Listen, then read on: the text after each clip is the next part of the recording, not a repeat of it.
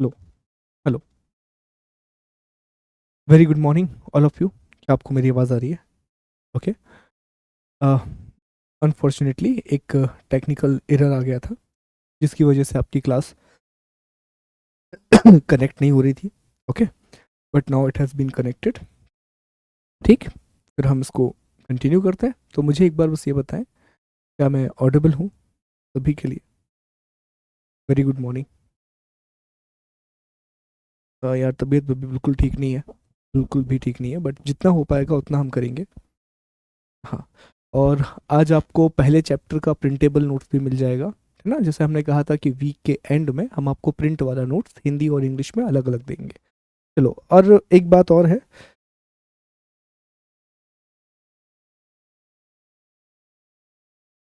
एक बात और है कि अगला जो हमारा चैप्टर रहेगा, जो हम ट्यूसडे को पढ़ेंगे, उसमें हम इंडस वैली सिविलाइजेशन पढ़ेंगे। अब वो किससे हम पढ़ रहे हैं वो भी मैं आपको बता दे रहा हूँ अभी से, ताकि आप एक बार चाहें तो पढ़ सकें। जो पुरानी वाली एनसीईआरटी है 11th क्लास की, उसमें इंडस वैली सिविलाइजेशन दिया गया है। नई वाली एनसीईआरटी में भी है, तो वो मैं पढ़ के आ जाऊंगा, वो आप मत पढ़ना क्योंकि वो आपको उतना समझ में नहीं आएगा। पर जो पुरानी वाली एनसीईआरटी है उसमें सिंधु घाटी सभ्यता दी गई है, इंडस वैली सिविलाइजेशन दी गई है। बहुत बड़ा टॉपिक है, हम 2-3 क्लासेस में उसे ख़त्म करेंगे, 2 क्लास में हम ख़त्म करने की कोशिश करेंगे, ठीक है? तो अभी मैं चैप्टर का नाम अभी से आपको बता के जा रहा हूँ, ताकि आपको अगर पढ़ना हो तो आप पढ़ सकें। पुरानी एनसीईआरटी 11वीं क्लास की प्राचीन भारतीय इतिहास, उसमें सिंधु घाटी सभ्यता का टॉपिक है, इंडस वैली सिविलाइजेशन का टॉपिक है। ठीक है, तो वो आप कर सकते हैं। ठीक।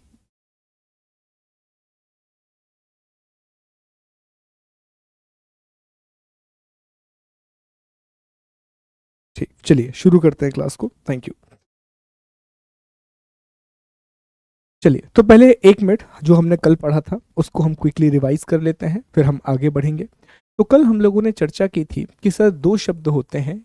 एक शब्द होता है शिलालेख, एक शब्द होता है जिसे हम रॉक एडिक्ट कहते हैं, है ना? इसका अर्थ क्या होता है कि कोई भी पत्थर या कोई भी चट्टान, कोई भी स्टोन या फिर कोई भी रॉक, उस पर पुराने समय में अगर कुछ लिख दिया जाता था तो उसे हम शिलालेख कहते थे। जैसे कि रुद्र दामन का गिरनार अभिलेख जो कि जूनागढ़ से मिला हुआ है, Rudradaman's Girnar rock edict which is found from Junagadh. इसी तरह हमने दूसरा शब्द पढ़ा और वो शब्द होता है अभिलेख। अभिलेख सभी के लिए इस्तेमाल किया जाता है, इंस्क्रिप्शन। और इसका मुख्य आधार है कि सामान्यतः ये धातु पर लिखे जाते थे, सामान्यतः ये मेटल्स पर लिखे जाते थे, तो इसे हमने क्या नाम दिया? इंस्क्रिप्शन नाम दिया। हमने कल एक बात का और अध्ययन किया था कि जब आप शिलालेख या फिर आप अभिलेख का अध्ययन करते हैं, जब आप इंस्क्रिप्शन या फिर रॉक एडिक्ट को स्टडी करते हैं, तो इसे इपियोग्राफी कहा जाता है। लेकिन जब आप लिखावट का अध्ययन करते हैं दोस्तों, जब भी आप राइटिंग जब भी आप राइटिंग को स्टडी करते हैं, तो इसे हम पेलियोग्राफी कहते हैं। ठीक है, पेलियोग्राफी कहते हैं। क्या कहते हैं? पेलियोग्राफी कहते हैं। तो इपिग्राफी एक वर्ड है और एक वर्ड है palaeography. Palaeography is basically the study of ancient writing and epigraphy is the study of inscription and the rock एडिक्टा।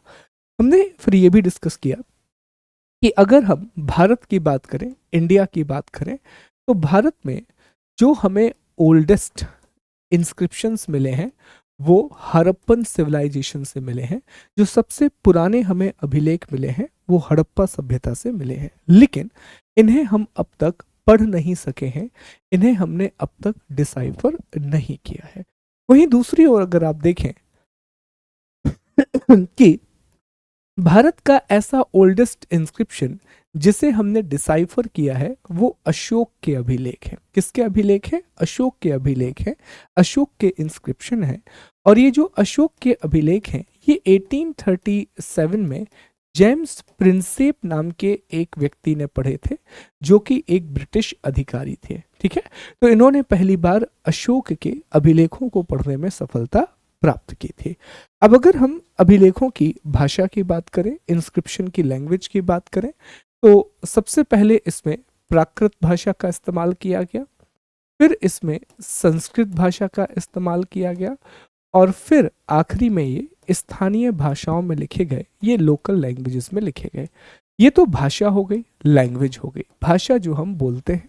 वहीं दूसरी ओर अगर हम लिपि की बात करें, अगर हम स्क्रिप्ट की बात करें, तो अशोक के अभिलेख, शुरुआती अभिलेख ब्राह्मी में लिखे गए, जो कि लेफ्ट टू राइट लिखी जाती है, और फिर खरोष्ठी में लिखे गए, जो कि राइट टू लेफ्ट लिखी जाती है। वहीं कुछ मिक्स भी मिलते हैं, अर्मेनाइक एक श्रेणी है, उसमें भी हमें कुछ इंस्क्रिप्शन मिलते हैं। चलो अब कमेंट करके एक एक करके आप जवाब देना।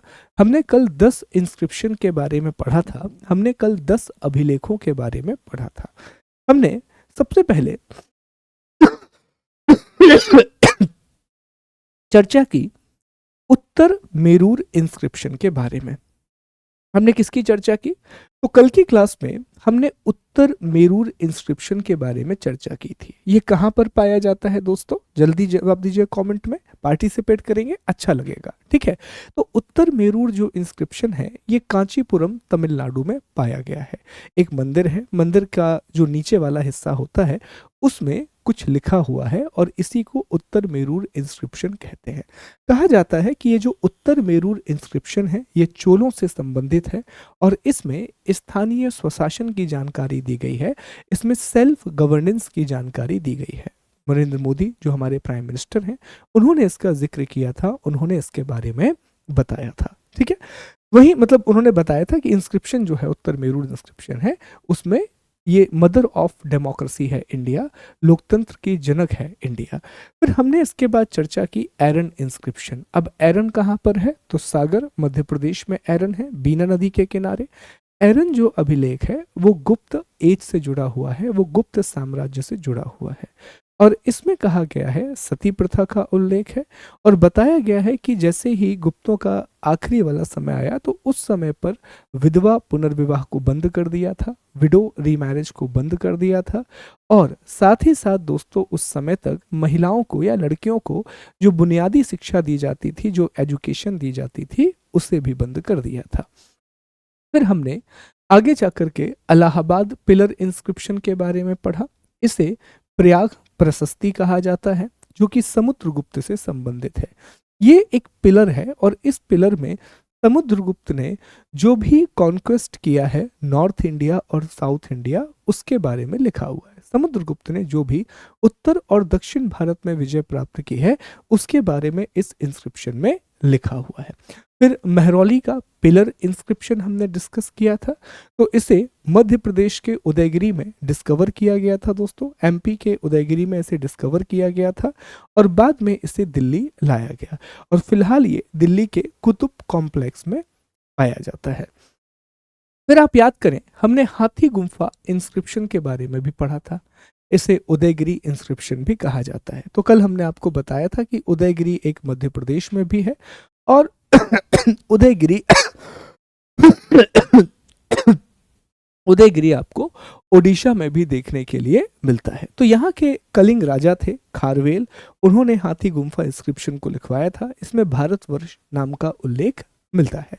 फिर हमने कर्नाटक में स्थित ऐहोल इंस्क्रिप्शन के बारे में पढ़ा था, जो कहाँ पर स्थित है? कर्नाटक में स्थित है। फिर यहाँ पर हमने जूनागढ़ इंस्क्रिप्शन के बारे में पढ़ा।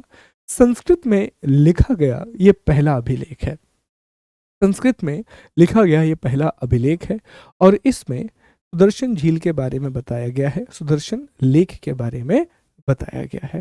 फिर दोस्तों हमने बेसनगर इंस्क्रिप्शन भी पढ़ा था। तो जो बेसनगर इंस्क्रिप्शन है ये विदिशा मध्य प्रदेश में स्थित है, और बेसनगर इंस्क्रिप्शन बेसिकली हेलियोडोरस के द्वारा बनवाया गया था, जो कि भगवान वसुदेव या भगवान विष्णु को समर्पित है। तो यहाँ हमने चर्चा कल की थी कि इंडिया के कुछ बहुत इंपॉर्टेंट इंस्क्रिप्शन के बारे में हमने पढ़ा था, भारत के कुछ बहुत ही प्रमुख अभिलेखों के बारे में हमने पढ़ा था। ये हमारी स्रोतों की आखिरी कक्षा होगी। इसमें हम वैदिक साहित्य के बारे में आज पढ़ेंगे, और फिर अगले चैप्टर में हम सिंधु घाटी सभ्यता के बारे में पढ़ेंगे, इंडस वैली सिविलाइजेशन के बारे में पढ़ेंगे। ठीक है, और देखिए, पहला टॉपिक फैक्चुअल था इसलिए हमें समय लगा। अब जो टॉपिक है जैसे सिंधु घाटी सभ्यता, तो ये बड़े कंसेप्चुअल टॉपिक हैं, आपको समझ में भी आएंगे, आपको बहुत मज़ा भी आएगा पढ़ने में। तो धीरे धीरे आप देखेंगे कि हमारी स्पीड भी इसी टॉपिक के साथ बढ़ती जाएगी। चलिए, तो अब आगे बढ़ते हैं और अब हम अपने टॉपिक को आगे बढ़ाते हैं। और अब हमें चर्चा करनी है साहित्यिक स्रोतों के बारे में, अर्थात अब हमें लिटरेरी सोर्सेस के बारे में डिस्कस करना है। आइए पहले कुछ बेसिक बातें जान लेते हैं। तो सबसे पहली बात तो ये समझना अब जरूरी है कि सर आखिर ये जो शब्द है साहित्यिक स्रोत या ये जो शब्द है लिटरेरी सोर्स, इसका अर्थ क्या है, इसका मीनिंग क्या है। तो बहुत सिंपल सा इसका अर्थ है कि जो प्राचीन पुस्तकें हैं, जो प्राचीन पुस्तक और पांडुलिपि है और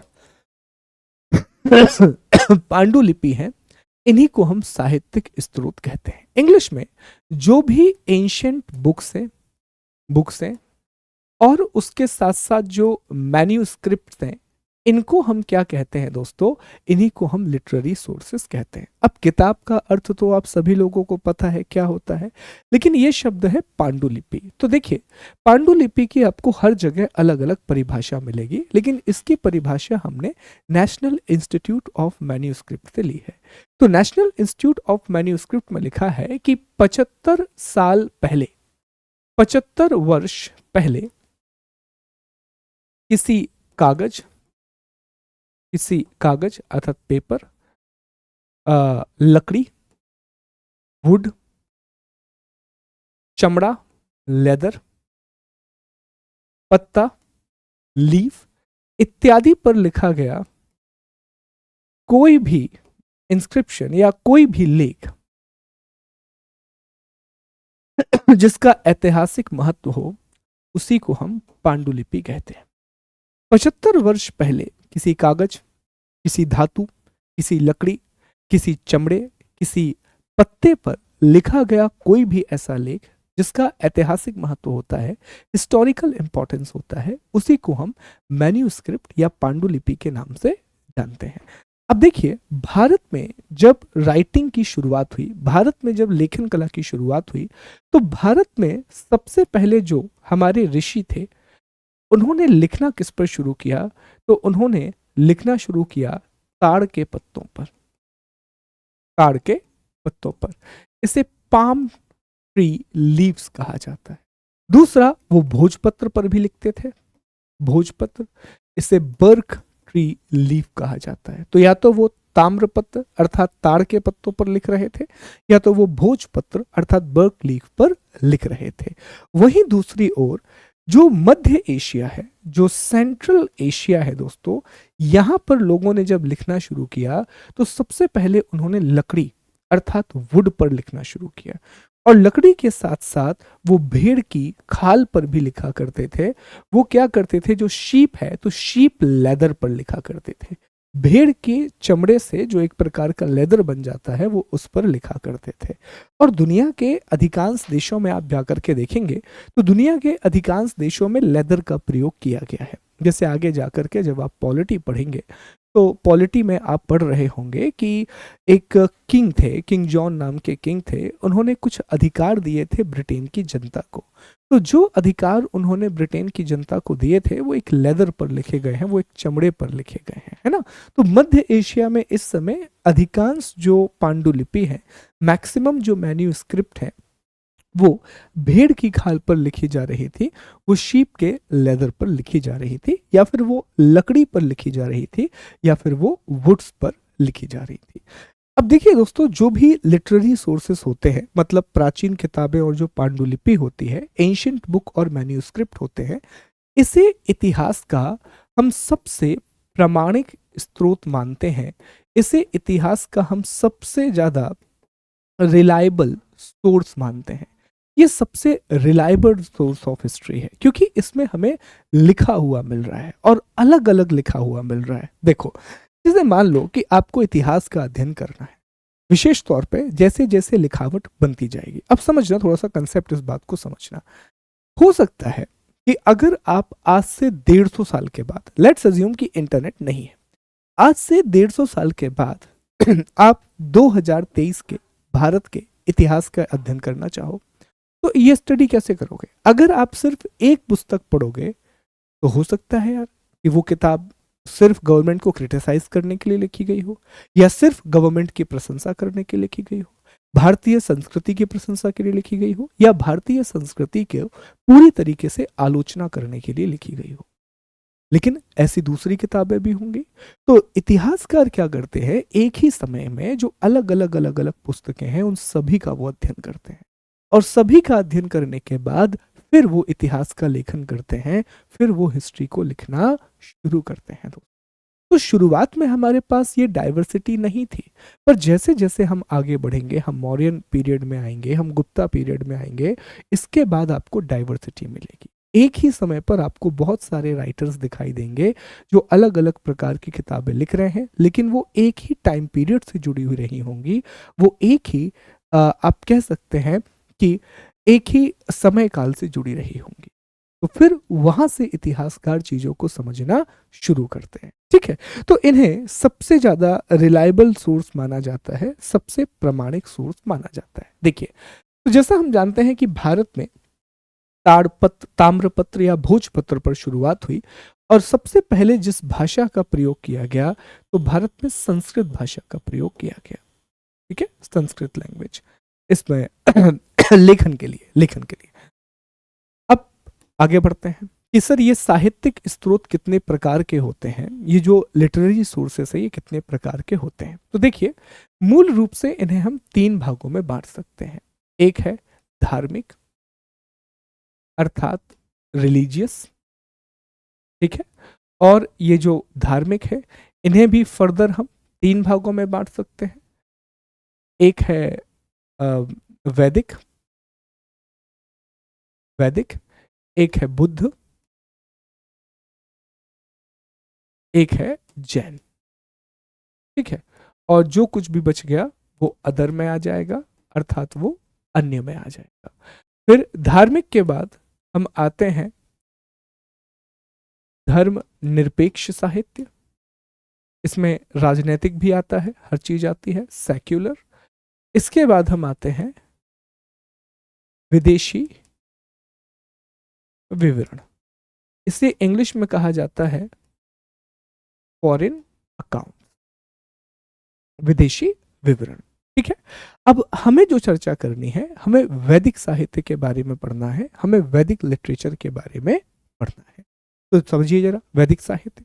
तो जो वैदिक साहित्य है ये भारत का, अब पहले समझ लें वैदिक साहित्य का अर्थ क्या है। देखिए, जब आप पूरे भारत के इतिहास का अध्ययन करते हैं तो आपको पता चलता है कि भारत में सबसे पहले जिस सभ्यता का विकास हुआ, इंडिया में सबसे पहले जो सिविलाइजेशन बनी, वो बेसिकली सिंधु घाटी सभ्यता थी, वो बेसिकली इंडस वैली सिविलाइजेशन थी। लेकिन उसके बाद बीच में एक बहुत बड़ा गैप आता है। फिर माना जाता है कि आर्य भारत में आए, और आर्यों ने भारत में एक सभ्यता बसाई जिसे हम वैदिक कल्चर या वैदिक सिविलाइजेशन के नाम से जानते हैं। इसका जो टाइम पीरियड है वो लगभग माना जाता है कि 1500 ईसा पूर्व से लेकर के 600 ईसा पूर्व तक का समय रहा है।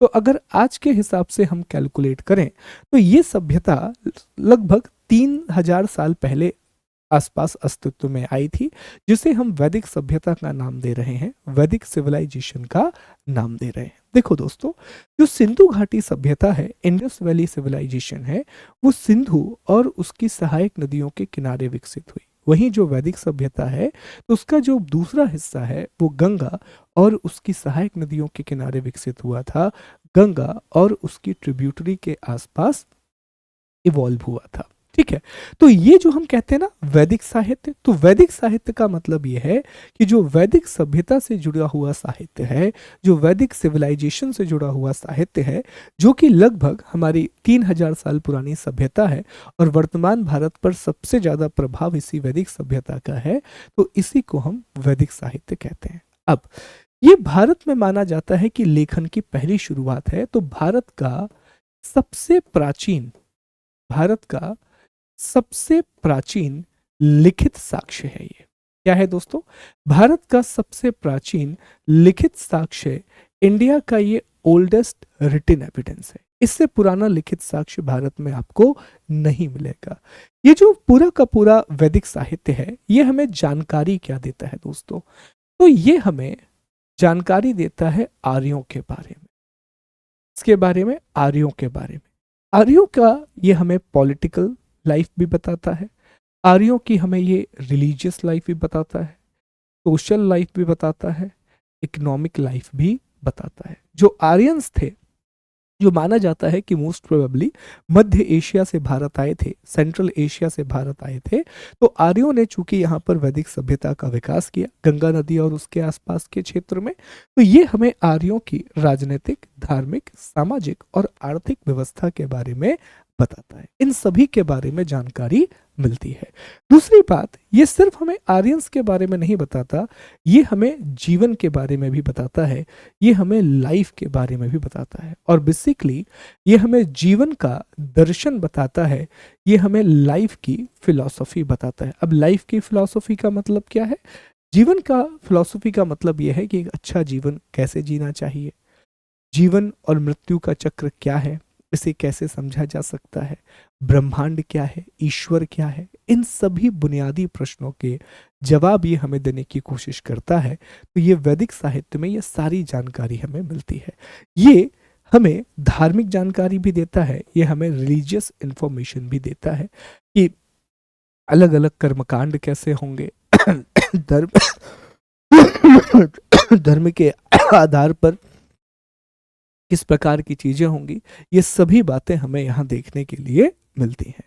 अब अगला सवाल कि सर आखिर ये किस भाषा में लिखे गए? तो ये संस्कृत भाषा में लिखे गए हैं दोस्तों। They all are written in the Sanskrit language. ये सभी संस्कृत भाषा में लिखे गए हैं।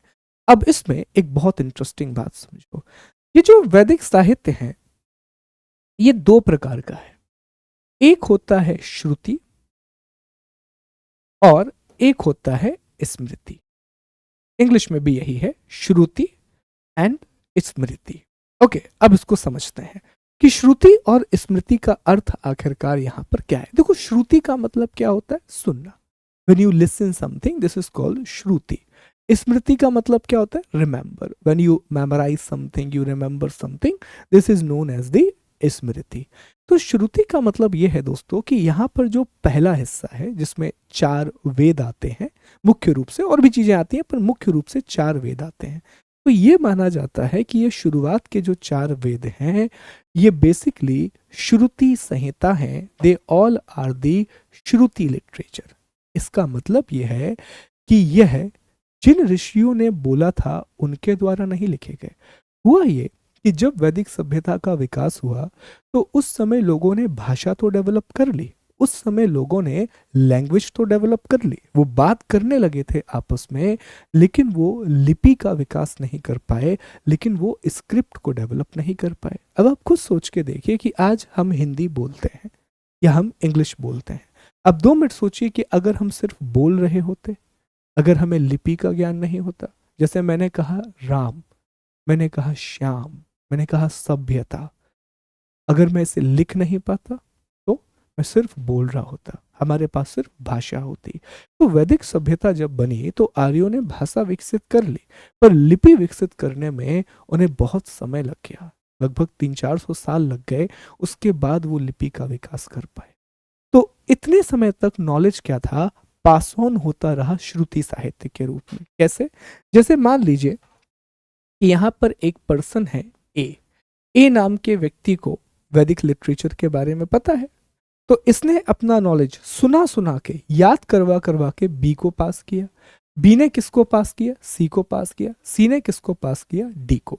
और फिर इसके बाद हम मानते हैं कि स्क्रिप्ट की शुरुआत हो गई, राइटिंग की शुरुआत हो गई, और फिर इन्हें वेदों के रूप में लिख दिया गया। तो श्रुति साहित्य। और स्मृति दूसरा हिस्सा है जिसमें लेखन कला विकसित हो चुकी थी, और it is called the second part of the Veda. तो मुख्य रूप से ये 2 प्रकार के होते हैं, श्रुति और स्मृति। तो हमारे जो 4 वेद हैं वो श्रुति के अंतर्गत आते हैं। ठीक है, याद रखिएगा इस बात को। अब देखें, ये बात भी समझ में आ गई। अब आपको ये समझना होगा कि ये जो वैदिक साहित्य है, ये जो वैदिक लिटरेचर है, आखिर हमने इसे कितने भागों में बांटा है। कितने पार्ट में हमने डिवाइड किया। देखिए ये है ना, ये इस तरह की होती थी पांडुलिपि, मैन्यूस्क्रिप्ट है ये आपके सामने, ठीक है। These are the manuscript, okay. धार्मिक साहित्य, ये हमने बताया कि 4 भागों में हम धार्मिक साहित्य को बांट सकते हैं, वैदिक, बौद्ध, जैन, अन्य, इंग्लिश में वैदिक, Buddhist, Jain and others, okay. अब ये जो वैदिक साहित्य है इसे दोस्तों हम 4 भागों में बांटते हैं। वैदिक साहित्य को हमने कितने भागों में बांटा है, तो वैदिक लिटरेचर को हमने 4 भागों में बांटा है। एक है 4 वेद, 4 वेदास, इसके बाद है ब्राह्मण ग्रंथ, इसके बाद है अरण्यक, और इसके बाद है उपनिषद। तो ये इसी का हिस्सा है। वैदिक साहित्य बहुत बड़ी चीज है दोस्तों। वैदिक लिटरेचर, अगर आप में से कोई भी यूपी से है तो अगर आप लोगों ने प्रीवियस ईयर का क्वेश्चन देखा हो तो यूपी पीसीएस की मुख्य परीक्षा में ये प्रश्न पूछा गया था कि वैदिक साहित्य पर एक लेख लिखें, वैदिक लिटरेचर पर एक लिखें। अगर ये लेक्चर आज आप देख रहे हैं तो अगले बार कभी भी आपको वो प्रश्न का आंसर लिखना होगा, आप बहुत ईजिली उसका आंसर फ्रेम कर सकते हैं, है ना। चलिए अब इसको समझने का प्रयास करते हैं कि ठीक है सर, आपने हमें ये बता दिया, you just explain to us कि जो वैदिक साहित्य है, एक सेकेंड दीजिए बस मुझे, जो वैदिक साहित्य है उसे हम रफली 4 भागों में बांट दे रहे हैं।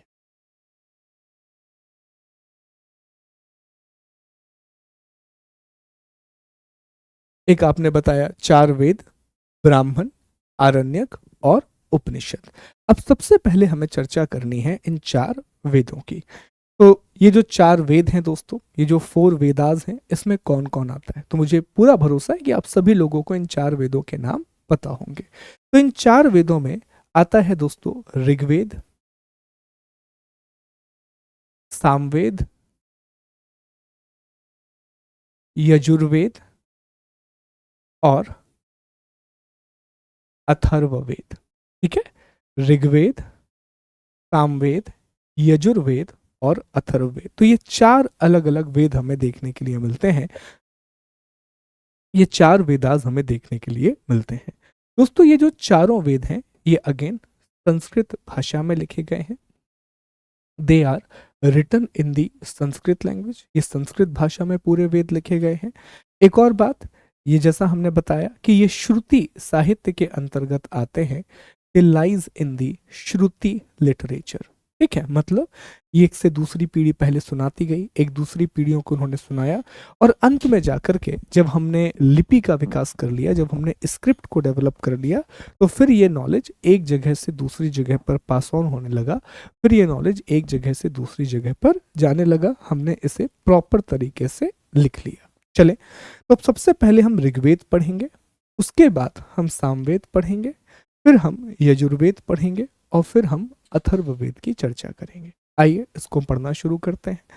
तो देखिए जो ऋग्वेद है दोस्तों, ये सबसे पुराना वेद है। ये कैसा वेद है, तो जो ऋग्वेद है ये सबसे पुराना वेद है। It is the oldest, it is the oldest Veda, most ancient, सबसे पुराना वेद है। ऐसा माना जाता है कि इसे 1500 बीसी से 1000 बीसी के आसपास लिखा गया था। एनसीईआरटी ऐसा कहती है कि इसे 1500 से बीसी से लेकर के लगभग 1000 बीसी के बीच में लिखा गया है। इसमें प्राकृतिक सुंदरता और सांसारिक समृद्धि के बारे में बताया गया है। इसमें वर्ल्डली प्रॉस्पेरिटी और नेचुरल ब्यूटी के बारे में बताया गया है। अब ये जो ऋग्वेद है, ये पूरा का पूरा ऋग्वेद एक बहुत बड़ा वेद है दोस्तों, बहुत बड़ा वेद है। तो ऋग्वेद को 10 भागों में या 10 किताबों में बांटा गया है। कितने वॉल्यूम में, 10 अलग अलग वॉल्यूम में बांटा गया है। और यहाँ पर वॉल्यूम के लिए या हर एक पुस्तक के लिए मंडल शब्द का प्रयोग किया गया है। तो ये बहुत बेसिक जानकारी है, आपको पता होना चाहिए कि Rigveda has been divided into the 10 mandal, और हर एक मंडल को दोस्तों 1028 सूक्त में बांटा गया है। सूक्त या हिम्स में बांटा गया है, ठीक है। तो आप समझ सकते हैं कि जो मंडल है, मंडल 10 मंडल 1028 सूक्त में बटे हुए हैं। तो Rigveda is a great Veda which consist the 10 mandals और द 10 वॉल्यूम। अब ऋग्वेद में क्या क्या जानकारी मिलती है, तो ऋग्वेद में हमें जानकारी मिलती है जीवन के बारे में, लाइफ के बारे में, डेथ के बारे में, क्रिएशन के बारे में, सेक्रीफाइस के बारे में, सीकिंग गॉडली प्लेजर और सॉम के बारे में। फिर हमें अलग अलग देवताओं की जानकारी मिलती है। तो इससे हमें जीवन, मृत्यु, सृजन, बलिदान, ईश्वरीय आनंद, इसके अलावा अलग अलग देवताओं की जानकारी मिलती है। ठीक है, उस समय पर जो सेक्रीफाइस है अर्थात जो बलि है वो एक बहुत बड़ी प्रथा होती थी। तो बलि को लेकर के हर एक प्रकार के वेद में किसी ना किसी प्रकार की चर्चा की गई है, किसी ना किसी प्रकार का उल्लेख किया गया है दोस्तों। ठीक है, तो ये आपको याद रखना है।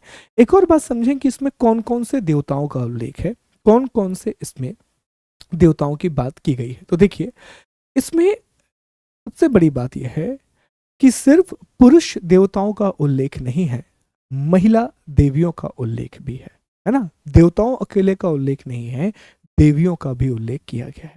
तो सबसे प्रमुख जो देवता है वो इंद्र है। Undoubtedly Indra is the most important God. सबसे प्रमुख जो देवता है वो कौन है? इंद्र। इंद्र के अलावा अग्नि जो कि आग के देवता है, रुद्र जो कि वायु के देवता है, वरुण जो कि पानी के देवता है, आदित्य सूरज, वायु अगेन एयर, अश्विनी के बाद फीमेल गॉड में उषा, पृथ्वी, वाक। ठीक है, तो ये महिला देवियों की बात भी की गई है। सिर्फ देवताओं का जिक्र नहीं है बल्कि देवियों का भी उल्लेख किया गया है। अब अगर हम कुछ प्रमुख मंडल की बात करें कि ठीक है सर आपने बताया कि इसमें 10 मंडल हैं, पर 10 में से कुछ प्रमुख मंडल होंगे जहां पर कुछ इंपॉर्टेंट बातें की गई होंगी। तो प्रमुख मंडल में सबसे पहले आता है पहला मंडल। यह इंद्र और अग्नि को समर्पित किया गया है। देखिए, ऋग्वेद के जो सबसे महत्वपूर्ण देवता हैं वो इंद्र है। Indra is the most important deity of entire Rigveda. Rigveda के सबसे महत्वपूर्ण देवता कौन है? इंद्र।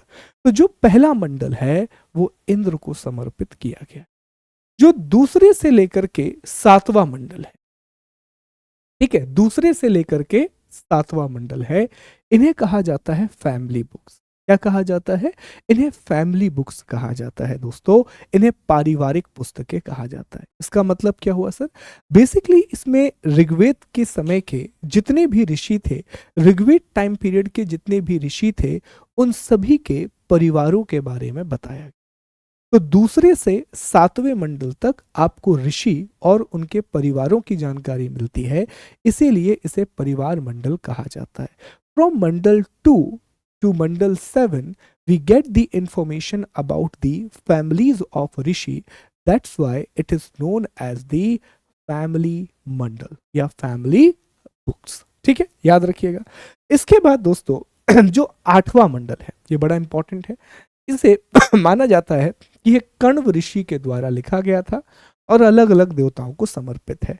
जो नौवां मंडल है जो नौवां मंडल है ये सोम देवता को समर्पित है। और जो 10वां मंडल है ये नदी और पुरुष सूक्ति को समर्पित है। ये जो 10वां मंडल है दोस्तों ये किसको समर्पित है? तो ये नदियों को समर्पित है और इसमें पुरुष सूक्ति की बात की गई है। अब ये बड़ा इंपॉर्टेंट है, पुरुष सूक्ति क्या है इसके बारे में सवाल पूछे जाते हैं कि ऋग्वेद के किस मंडल में पुरुष सूक्त का उल्लेख किया गया है। It has been asked. अब पुरुष सूक्त है क्या, पहले ये जानते हैं। देखिए, तो पुरुष सूक्त बेसिकली ऋग्वेद के 10वें मंडल का 9वां सूक्त है। 19th hymns of the 10th Mandal of Rigveda. पुरुष सूक्त ये बताता है कि ये जो पूरा का पूरा ब्रह्मांड है, ये जो पूरा का पूरा यूनिवर्स है, ये एक ही पुरुष से पैदा हुआ है या एक ही भगवान से पैदा हुआ है। और इसी में बताया गया है कि 4 प्रकार के मानवों ने या 4 प्रकार के जीवों ने उसी एक पुरुष से जन्म लिया है। ठीक है, अब उसमें हमने 4 वर्ण बनाए, ब्राह्मण, क्षत्रिय, वैश्य और शूद्र। कहा गया कि जो मुख से जन्मे हैं वो ब्राह्मण कहलाएंगे, जो भुजाओं से जन्मे हैं वो क्षत्रिय कहलाएंगे, जो उदर पेट से जन्मे हैं वो वैश्य कहलाएंगे और जो पांव से जन्मे हैं वो शूद्र कहलाएंगे। तो ये सारा बात किस में दी गई है? पुरुष सूक्त में दी गई है, जो कि ऋग्वेद के 10वें मंडल के 90 नंबर के सूक्त में लिखा हुआ है। तो ये ऋग्वेद से जुड़ी हुई इंपॉर्टेंट इंफॉर्मेशन है जो आपको याद रखना है। तो बेसिकली आप क्या याद रखेंगे?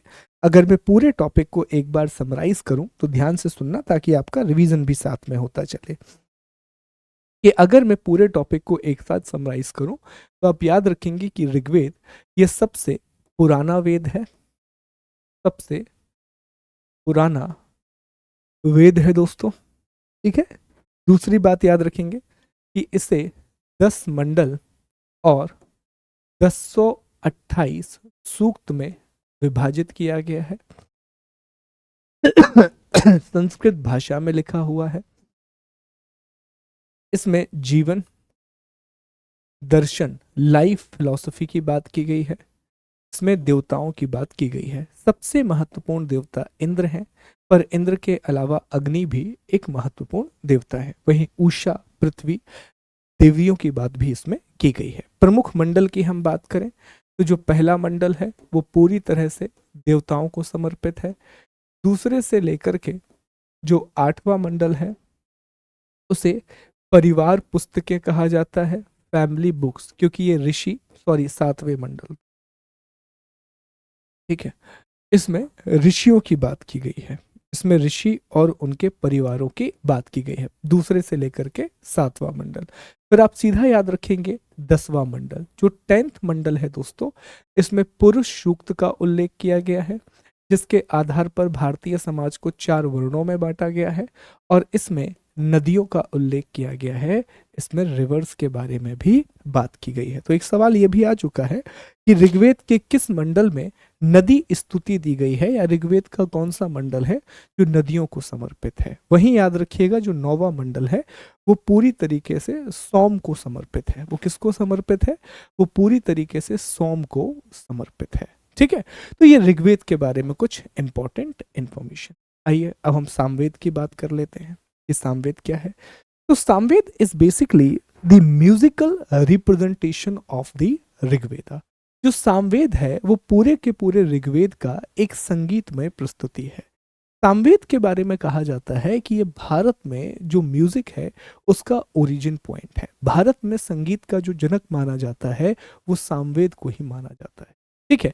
इसमें ऋग्वेद के ही पूरे अधिकांश सूक्त हैं, ऋग्वेद की ही मैक्सिमम बातें हैं, और ऋग्वेद का जितनी भी चीजें हैं उसे संगीत के रूप में, म्यूजिक के रूप में प्रेजेंट किया गया है। बस इतना ही आपको याद रखना है सामवेद के बारे में।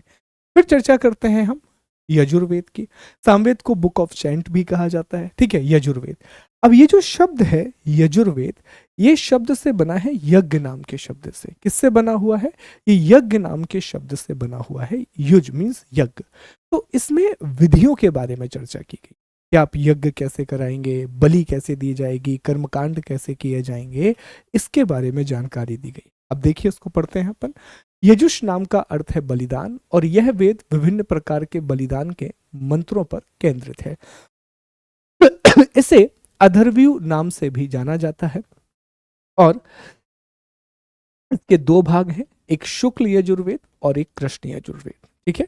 इसमें ये सारी बातों की चर्चा की गई है। इंग्लिश में भी एक बार देख लीजिए आप लोग सारी चीजों को कि the name Yajus means sacrifice and this Veda focuses on the mantras of various type of sacrifice. It is also known as the Atharvayu, because इसे जो पढ़ते हैं, जो भी इसे रिसाइट करता है, उसे अथर्वयु कहा जाता है। इसके 2 भाग हैं, शुक्ल यजुर्वेद एंड कृष्णा यजुर्वेद। ठीक है। ये चीजें बस आपको याद रखना है यजुर्वेद के बारे में। सबसे अंत में फिर आता है अथर्ववेद। अथर्ववेद के बारे में कुछ बेसिक बातें जान लेते हैं। जो अथर्ववेद है इसे कहा जाता है कि एक तो सबसे आखिरी वेद है, this is the last Veda which was composed. ठीक है। इस वेद में सभी चीजों की जानकारी है। इसमें तंत्र मंत्र की जानकारी है, इसमें ब्लैक मैजिक की इंफॉर्मेशन है, और उससे भी इंपॉर्टेंट इसमें चिकित्सा की जानकारी है, इसमें मेडिकल साइंस की इंफॉर्मेशन दी गई है। बड़े पैमाने पर इसमें मेडिकल साइंस के बारे में बताया गया है। तो यह वेद, जिसे ब्रह्मा वेद भी कहा जाता है, इसे अथर्व और अंगिरा नाम के 2 ऋषियों ने बनाया था। अधिकांश पाठ में या तो आपको ब्लैक मैजिक दिखता है या व्हाइट मैजिक दिखता है। उसके अलावा इसमें 99 बीमारियों के उपचार की बात भी की गई है। इसमें 99 डिजीजेस को कैसे ट्रीट किया जाएगा वो बताया गया है। अपार्ट फ्रॉम दिस, इसका जो उपवेद है वो शिल्प वेद है। का उपवेद क्या है? शिल्प वेद इसका उपवेद है। वेदा को सहायता देने के लिए उपवेद होते थे, ठीक है। तो इसी का उपवेद क्या है? शिल्प वेद है। तो ये हमारे 4 अलग अलग वेद हैं, 4 डिफरेंट वेदास हैं। ओके, इसमें सबसे इंपॉर्टेंट आप जान ही चुके होंगे कि ऋग्वेद है सर, जहां से ज्यादा इंफॉर्मेशन दी गई है एनसीईआरटी में। बाकी वेदों के बारे में थोड़ी थोड़ी जानकारी दी गई है जो हमारे लिए जरूरी है। इसके बाद हम वेदांग की चर्चा करते हैं कि सर ये जो शब्द है वेदांग, इसका अर्थ क्या होता है, आइए समझते हैं। तो वेदों को अच्छी तरह से समझने के लिए वेदांग बनाए गए। देखो इसको ऐसे समझो कि जैसे मैं आज आपसे कहूं कि आपको हिंदी भाषा की मैं एक किताब ला करके दे दूं, जैसे मैं आपको हिंदी भाषा में गोदान नाम की एक किताब ला करके दे दूं और मैं आपसे कहूं कि भैया इस गोदान को पढ़ना शुरू कर दो, तो आप मुझे बस इस बात का जवाब दो, अगर आपको हिंदी भाषा की मौलिक समझ नहीं होगी, मतलब आपको व्याकरण के बारे में नहीं पता, आपको अक्षर के बारे में नहीं पता, आपको छंद के बारे में नहीं पता, मुहावरे के बारे में नहीं पता, तो क्या आप वो किताब पढ़ पाएंगे? जवाब होगा कि सर आप वो किताब नहीं पढ़ पाएंगे, उस बुक को पढ़ पाना पॉसिबल नहीं है। It is not at all possible कि आप उस किताब का अध्ययन कर पाए। तो जब भी हम किसी भी भाषा में कोई साहित्य पढ़ने के लिए जाते हैं, सबसे पहले हमें उस भाषा की मौलिक समझ होना चाहिए, हमें उस लैंग्वेज की फंडामेंटल इंफॉर्मेशन होना बहुत ज़रूरी है, अदरवाइज वो चीज़ हम कभी भी नहीं पढ़ पाएंगे। तो इसीलिए जब हम बड़ी किताब पढ़ते हैं उससे पहले हमें लेटर के बारे में बताया जाता है, वर्ड के बारे में बताया जाता है, ग्रामर के बारे में बताया जाता है, फिर जाकर के हम चीज़ों को पढ़ना शुरू करते हैं। तो इसी तरह वेदों में जो संस्कृत लिखी है वो बहुत क्लिष्ट संस्कृत है, उसको आसानी से नहीं पढ़ा जा सकता। तो वेदों को पढ़ने से पहले आपको वेदांग का अध्ययन करना होता है, जो वेद पढ़ने में सहायता देते हैं। अब वेदांग 6 हैं। वेदांगों की संख्या कितनी है दोस्तों? तो वेदांगों की संख्या 6 है, 6 वेदांग पाए जाते हैं, ठीक। सबसे पहले है शिक्षा, पहला वेदांग। वैदिक वाक्यों के स्पष्ट उच्चारण हेतु इसका निर्माण हुआ है। और आज भी जब कोई भी व्यक्ति जो कि पंडित, आप जानते हैं कि भारत में जो पंडित है वो एक प्रॉपर जो कथावाचक है वो भी शिक्षा ग्रहण करते हैं, काशी वृंदावन में रह करके, तो वो इन वेदांगों का अध्ययन करते हैं, है ना। तो फिर शिक्षा, कल्प, वैदिक कर्मकांडों को संपन्न करवाने के लिए विधि नियम वो कल्प के तहत आते हैं। व्याकरण, तो व्याकरण आप जानते हैं निरुक्त शब्दों की उत्पत्ति और निर्वचन को बताते हैं, जिसे निरुक्त कहा जाता है। छंद और ज्योतिष, इसमें ज्योतिष शास्त्र को बताया गया है। तो वेदांगों की संख्या कितनी है? 6। एक शिक्षा जिसमें उच्चारण के बारे में बताया जाएगा, दूसरा है कल्प जिसमें कर्मकांडीय विधियों के बारे में बताया जाएगा, तीसरा है व्याकरण जिसमें व्याकरण के बारे में ही बताया गया है, निरुक्त एक शब्द कैसे बना है उसको किस तरह से आप आगे बता सकते हैं ये बताया गया है, फिर छंद और ज्योतिष के बारे में बताया गया है। तो ये वेदांगों की संख्या है। तो याद रखिएगा, अगर आप वेदों का अध्ययन करना चाहते हैं, आप वेदों को समझना चाहते हैं, तो पहले आपको वेदांग का अध्ययन करना होगा। इसके बाद आते हैं ब्राह्मण साहित्य, ब्राह्मण लिटरेचर, है ना। जैसे हमने अभी कहा था कि बहुत बड़ा है वैदिक साहित्य, इसमें वेद आते हैं, ब्राह्मण साहित्य आते हैं, इसमें उपनिषद आते हैं, आरण्यक आते हैं, वेदांग आते हैं, ये पुराण आते हैं, ये सभी चीजें इसी में आती हैं। तो जो यहाँ पर ब्रह्म शब्द का अर्थ है यज्ञ, तो यज्ञ के विषयों को अच्छी तरह से प्रतिपादित करने वाले ग्रंथ को ब्राह्मण ग्रंथ कहा जाता है। अब आप कंफ्यूज मत होइए, आप कहेंगे कि सर अभी आपने कहा था कि जो यजुर्वेद है वो यज्ञ से जुड़ा हुआ है, बिल्कुल सही बात है, पर वो एक वेद है। मैंने कहा ना कि वेदों की सहायता के लिए बहुत सारे ग्रंथ बनाए जाएंगे। आज हमारे पास संविधान है, लेकिन संविधान में अनुच्छेद के अलावा अनुसूचियां जोड़ी गई ताकि उसके एक्सप्लेनेशन को अच्छा बनाया जा सके। फिर बहुत सारे अधिनियम बनाए गए जिनका आधार तो संविधान ही है। तो इसी तरह वेद एक आधार है, 4 वेद आधार हैं, पर उसकी व्याख्या करने के लिए अलग अलग चीजें, वेदांग है, ब्राह्मण से, आरण्यक है, उपनिषद है। तो ब्राह्मण साहित्य में हर एक वेद में जो विधि विधान है जो यज्ञ से जुड़ा हुआ है उसके बारे में बताया जाता है। ब्राह्मण ग्रंथों में यज्ञों की वैज्ञानिक, भौतिक और आध्यात्मिक मीमांसा प्रस्तुत की गई है। ब्राह्मण ग्रंथ गद्य शैली में लिखे जाते हैं। प्रत्येक वेद के अपने अपने ब्राह्मण ग्रंथ होते हैं। ब्राह्मण ग्रंथों से हमें बिंबिसार के पहले की घटनाओं का ज्ञान प्राप्त होता है।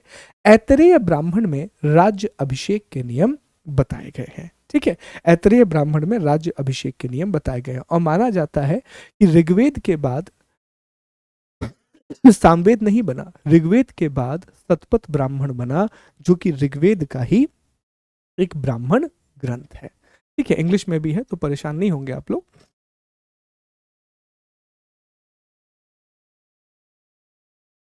Okay, the Brahmans are the part of Shruti literature. Each Veda is accompanied by a Brahman, which is essential, a collection of texts which commentaries on the specific Veda. अब देखिए, इसमें अलग अलग ब्राह्मण ग्रंथ हैं अलग अलग वेदों के। जैसे यहाँ पर आप देखें तो ऋग्वेद के ब्राह्मण ग्रंथ में क्या क्या, सॉरी सतपथ से संबंधित नहीं है दोस्तों, सतपथ का संबंध यजुर्वेद से है। आई एम एक्सट्रीमली सॉरी, ठीक है, गलत हो गया था। ऋग्वेद जो है वो ऋग्वेद में ऐतरेय ब्राह्मण आता है, शुक्ल यजुर्वेद सतपथ ब्राह्मण, कृष्ण यजुर्वेद तैतरीय ब्राह्मण, सामवेद के अंतर्गत आप देख सकते हैं कि पंचविश और अथर्ववेद में गोपथ ब्राह्मण आता है।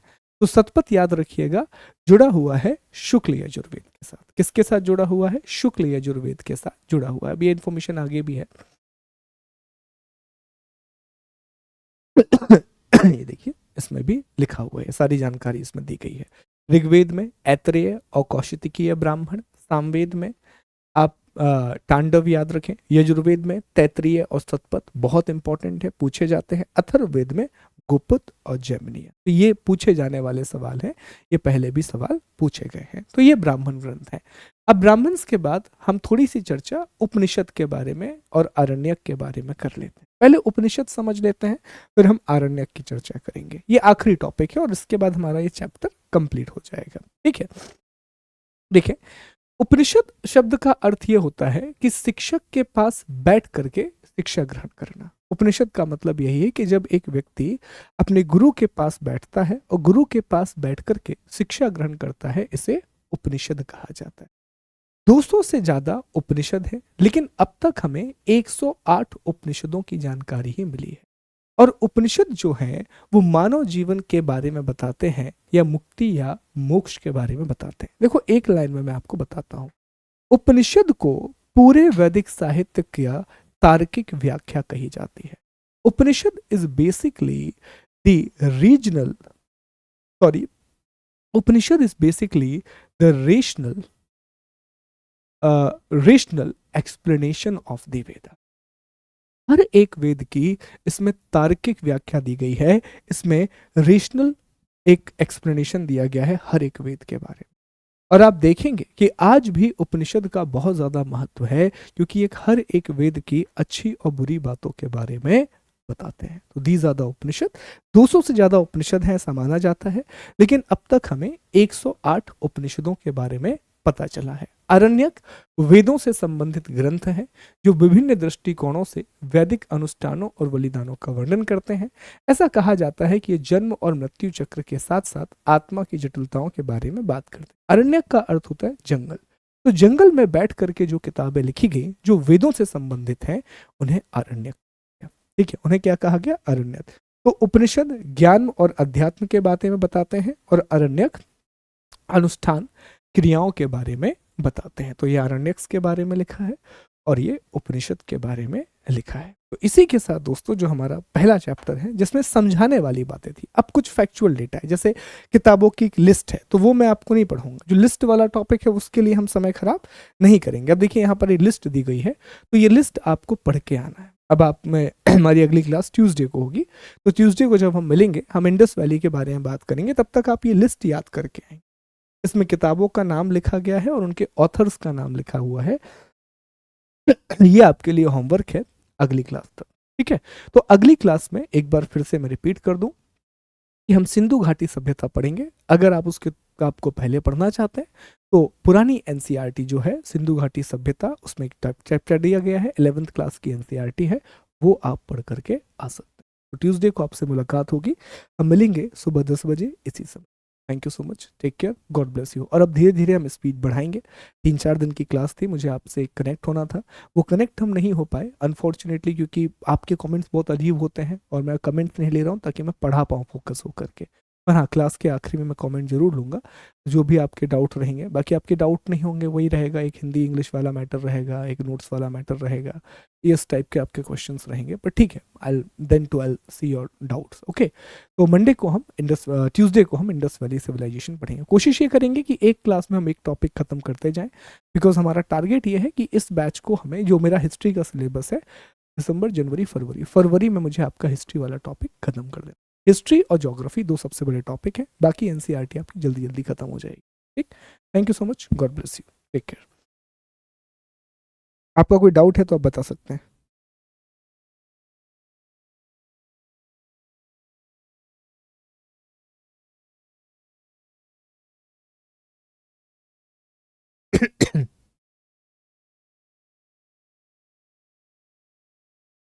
नहीं, मंडे क्लास नहीं होगा।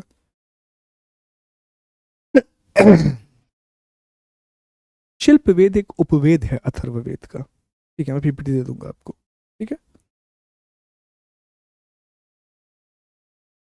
अपन ये बाइलिंगुअल बैच है दोस्त। ठीक है, तो ऐसा नहीं होगा कि मैं सिर्फ इंग्लिश बोलता रहूँ। मैं वही कह रहा था ना, आप लोगों के बकवास टाइप के डाउट आते हैं। और ये क्या क्या बोलते हो आप लोग यार, हिंदी इंग्लिश समझ नहीं आता। आप लोग अधिकारी भारत में बनने वाले हो और विदेश में बनने वाले हो, है ना। और मैं हर एक शब्द हिंदी में बोल रहा हूँ, इंग्लिश में बोल रहा हूँ। थोड़ा बहुत तो कॉमन सेंस रखो, कि बिल्कुल बुद्धि घास चढ़ने गई है आप लोगों की। मैं कभी भी ना किसी बैच में गुस्सा नहीं होता, पर जैसे आप लोगों के कमेंट आते हैं ना, उसे देख के गुस्सा आ जाता है। क्या नहीं बोला मैंने इंग्लिश में, हद करते हो यार। ठीक है, और जब क्या लिखा था बाइलिंगुअल, अगर इतना ही तुम्हें लग रहा था कि भाई आपको पूरी इंग्लिश में चाहिए, कि मैं थ्रू आउट इंग्लिश बोलता रहूं, तो बैच ही नहीं लेते आप, है ना। उसमें नहीं लेना था आपको बैच। बाइलिंगुअल का अर्थ क्या होता है, हिंदी हमारी प्राइमरी लैंग्वेज, हम हिंदी में बोलेंगे, और हर एक वर्ड तो मैं आपको इंग्लिश में बता रहा हूँ। मैं इंग्लिश में लाइन तक बोल रहा हूँ आपको, हर एक इंग्लिश में लाइन बोल रहा हूँ। मैंने कहा कि बलिदान के लिए समर्पित है, तो तुरंत मैंने बोला ना, it is dedicated for the sacrifice. अब हिंदी भी नहीं समझोगे, इंग्लिश भी नहीं समझोगे, तो क्या समझोगे। समझ ही नहीं पड़ता यार दिमाग में बिल्कुल। Hindi English, Hindi English, Hindi English, Hindi English करे जा रहे हो। 4-5 दिन हो गए हैं क्लास में। कुछ दिमाग में जाएगा ये, कि ये भी नहीं जाएगा। प्रॉब्लम ये है कि आप लोग ना हमेशा इसी चीज़ों के बारे में बात करते रहते हो, ये नहीं मिल रहा, वो नहीं मिल रहा, ये नहीं मिल रहा, वो नहीं मिल रहा। ठीक है, ये नहीं कि जो मिल रहा है उसको पहले सीख लें। इतनी मेहनत करके आ रहा हूँ यार, हिंदी इंग्लिश का अलग अलग पीडीएफ दे रहा हूँ आप लोगों को, हर एक चीज़ प्रॉपर दे रहा हूँ, और फालतू कमेंट करते हो यार। मैं क्लास में मत आना, don't come in to my class. फालतू कमेंट करना है, कल से क्लास देखना बंद करो। बकवास करते हो यार।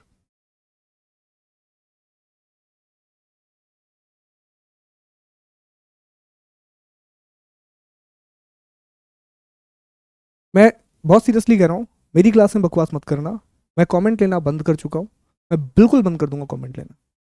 जिसको प्रॉब्लम है लैंग्वेज में, निकलो इस क्लास से। ठीक है,